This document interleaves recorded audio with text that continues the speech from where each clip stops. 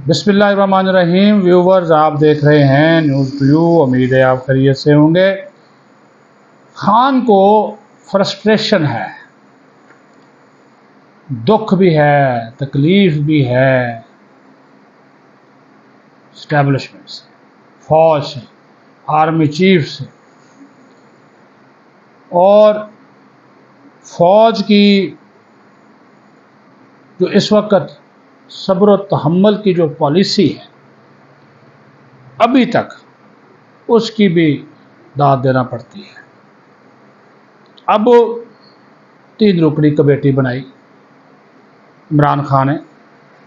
अभी आप इस चीज़ को समझिएगा, इसके अंदर से ही आपको बहुत सारी खबरें जो है ना वो मिल जाएंगी कि हो क्या रहा है।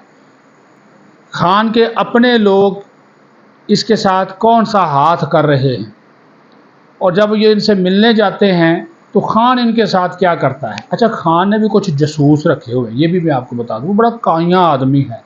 डिवाइड एंड रूल हम बार बार बात कर रहे हैं, वो इसके ऊपर अमल पैरा है।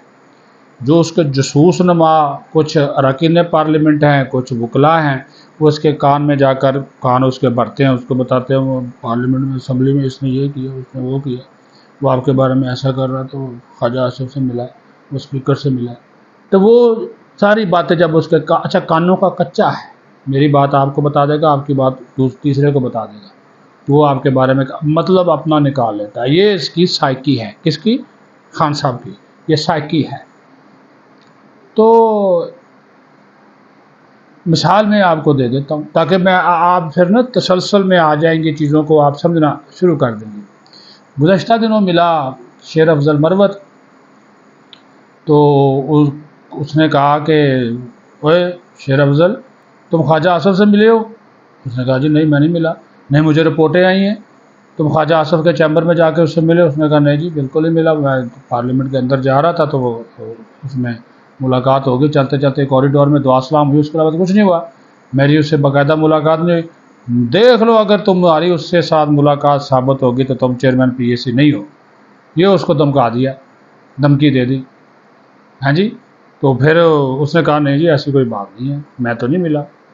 हालांकि मिला, हालांकि शेर अफजल मरवत ख्वाजा आसिफ से मिला था, बाकायदा मुलाकात हुई थी, और शेर अफजल मरवत ने ख्वाजा आसिफ से बाकायदा सपोर्ट मांगी है कि नून लीग मुझे सपोर्ट करे चेयरमैन PAC बनाने के लिए।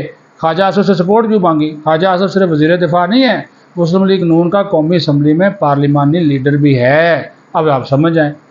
अच्छा, ये बातें अब फैल गई, तो जनाब जब बातें फैल गई तो अब PTI के अंदर शेर अफजल मरवत के लिए जनाब काटी माटी चल रही है, काइयाँ माइयाँ, कि कोई कभी आ जाता है, अभी असद कैसर मैदान में आ गया, जैन कुरैशी आ गया, शेख वकास अकरम आ गया कि मुझे बनाएं।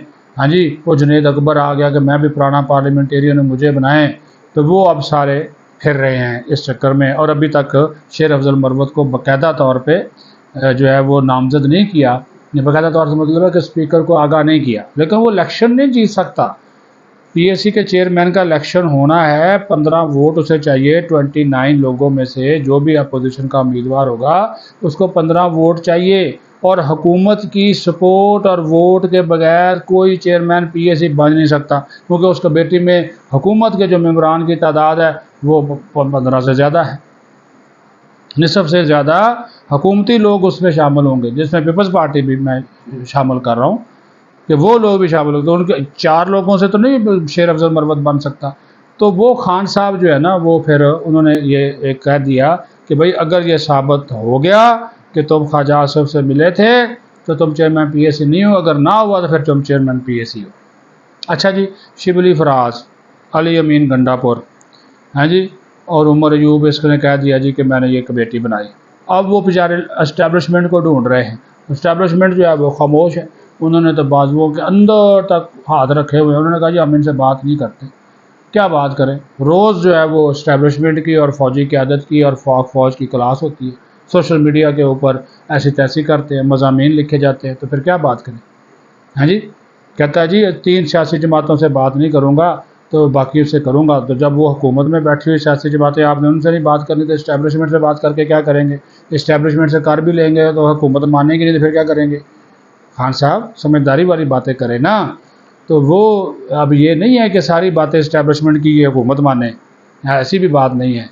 اس میں پیپلز پارٹی، MQM، نون لیگ آپ کریں، ان سے میں بات نہیں کرتا، تو اسٹیبلشمنٹ آپ سے بات نہیں کرتی، تو پھر اس 3 رکنی کمیٹی اس کو بھی آپ پھر چاند پہ بھیجیں، وہ چاند پہ جا کر نا وہ جو ہمارا IQ کمر گیا ہوا ہے اس کے ساتھ ہی وہ چلے جائیں، ادھر 3 رکنی کمیٹی کو بھیج دیں۔ یہ سارا سلسلہ جو ہے یہ اس کو دیکھنے کی بہت زیادہ ضرورت ہے۔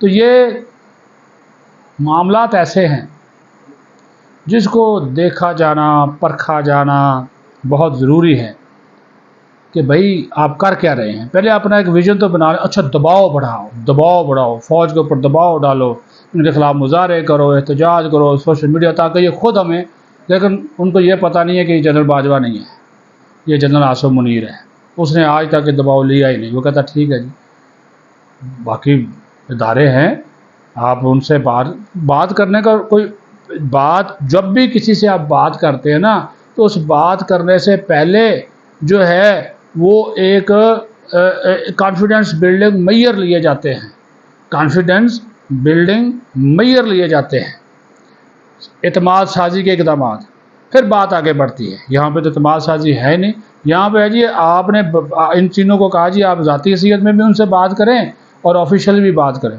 اب تک ان سے بات ہوئی نہیں۔ کوئی کیا بات کرے، وہ کہتے ہیں جی آپ تو روز ہی ہماری ادھر ایسی تیسی پھیر رہے ہوتے ہیں، غالم گلوچ کا جو بازار گرم ہے وہ لگے ہوئے ہیں۔ اور ابھی بھی یہ دیکھیں کہ جو PTI کے اراکین ہیں، اچھا پھر وہ بیچارہ رہ گیا، اس کو شٹ اپ کال دے دی لودھی کو، جنرل ریٹائر خالد نعیم لودھی، وہ اپنے آپ کو وہ پردھان منتری سمجھتا تھا اور وہ کوشش کر رہا تھا کہ میں مذاکرات کروں، اس نے جناب، اور اس کو بھی اس نے مائنس کر دیا، اس نے کہا جی میں نے کسی ریٹائرڈ فوجی کو مینڈیٹ دیا ہی نہیں، تو وہ اس بیچارے کی بھی ساری جو ہے نا وہ ایسی تیسی کر دی، ہاں جی، اس کی ساری کاوشوں کے اوپر پانی پھیر دیا، یعنی کہ اس کو واڑ کے رکھ دیا۔ اب یہ 3 لوگ ہیں، اب یہ اسٹیبلشمنٹ کی تلاش میں ادھر پھر رہے ہیں، جی ہمیں اسٹیبلشمنٹ مل جائے، ہمیں اسٹیبلشمنٹ ادھر سے مل جائے، ادھر سے مل جائے، فلاں سے مل جائے۔ تو یہ اس طرح تو نہیں ہوتا۔ صورتحال کو جب تک سمجھا نہیں جائے گا، ٹیکل نہیں کیا جائے گا، معاملہ دیکھا نہیں جائے گا، سمجھا نہیں جائے گا، چیزوں کو آپ اپنے انداز سے تو دیکھتے ہیں، لیکن آپ خود کو کہتے ہیں جی میں ٹھیک ہوں باقی سارے غلط ہیں، تو اس طرح جو ہے وہ نہیں ہوتا۔ ٹھیک ہے جی۔ اب انہوں نے کہا کہ جس طرح، ہاں اچھا یہ ایک اور بات ہے، علی امین گنڈا پور نے تو پشاور کے کور کمانڈر کے ساتھ اپنی پوری کابینہ کے ساتھ جا کر افطاری کی۔ ٹھیک ہے جی۔ عمر ایوب کا فوجی بیک گراؤنڈ ہے۔ ٹھیک ہے جی۔ شبلی فراز کے بھی کچھ سنا ہے کہ ان کا بھی تعلقات ان کے دوستوں یاروں کے ہیں، تو وہ اس کے ذریعے بات کر لے، لیکن آپ یقین مانیں ابھی تک ان لوگوں کو اس میں کسی قسم کی کوئی کامیابی جو ہے وہ حاصل نہیں ہوئی۔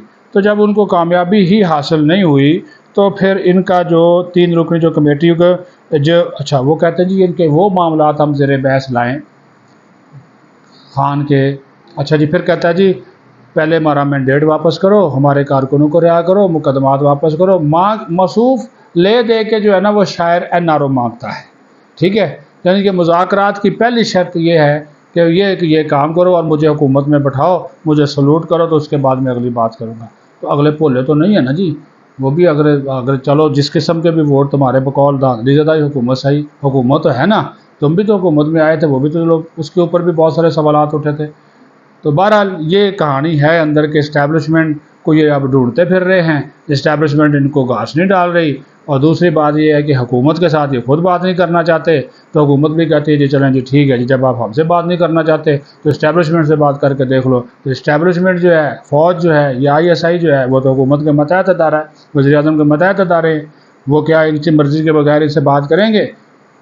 سمجھنے اور سوچنے کی باتیں ہیں، عقل والوں کے لیے اس میں بڑی نشانیاں ہیں، اگر وہ سمجھنا چاہیں۔ پاکستان زندہ باد۔